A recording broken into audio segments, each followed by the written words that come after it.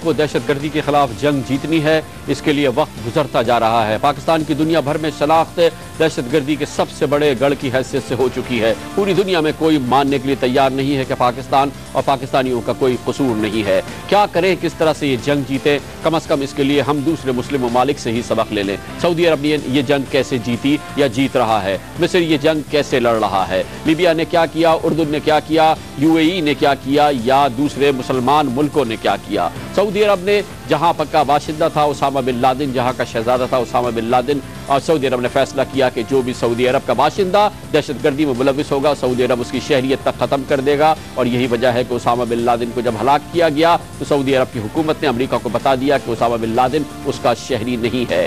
सिर्फ Usama bin Laden नहीं, doctor Ayman अल ज़वारी जो कि अब अलकायदा के दूसरे रहनुमा हो चुके हैं, उनके बारे में मिस्र का कहना यह है कि वो ज़रूर उसके बाशिंदे थे, लेकिन अब उनकी शहरियत ख़त्म की जा चुकी है।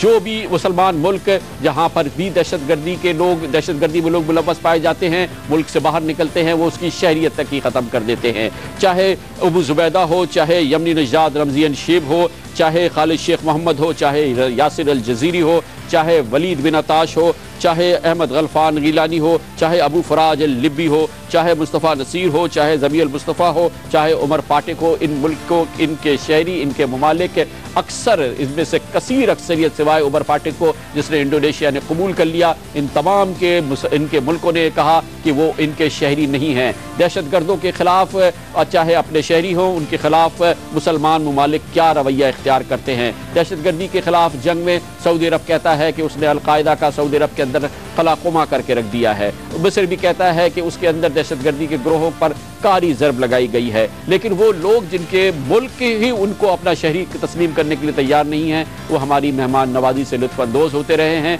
और हमारी सरजमीन को दुनिया भर में दहशतगर्दी के लिए इस्तेमाल करते रहे हैं। मुल्क के अंदर मौजूद दहशतगर्दों, इंतहा पसंदों, अस्करियत पसंदों से निपटने से पहले इस बात का फैसला कर लिया जाए कि पाकिस्तान की सरजमीन किसी भी मुल्क में दहशतगर्दी के लिए इस्तेमाल नहीं होने दी जाएगी। किसी भी मुल्क के बाशिंदों को पाकिस्तान के अंदर किसी किस्म की भी बदअमनी फैलाने की और किसी किस्म की भी दहशतगर्दी का प्लान बनाने की इजाज़त नहीं दी जाएगी। और यही रुख हमें पाकिस्तान के अंदर, पाकिस्तान में मौजूद इंतहा पसंद ग्रोहों के खिलाफ भी इख्तियार करना होगा। दहशतगर्दी के खिलाफ जंग जीते तो कैसे जीते, ये पूछने के लिए जाते हैं इस्लामाबाद, जहाँ पर हमने दावत दी है पाकिस्तान के मुमताज़ साबिक senior police officer, Khyber Pakhtunkhwa के साबिक inspector general police, Khyber Pakhtunkhwa में इंटेलिजेंस ब्यूरो में तवील अरसे तक खिदमत अंजाम दी और इसके अलावा फ्रंटियर कांस्टेबलरी के भी कमांडेंट रहे इंतहाई तजुर्बाकार पुलिस ऑफिसर जनाब मलिक नवीद खान। बहुत बहुत शुक्रिया।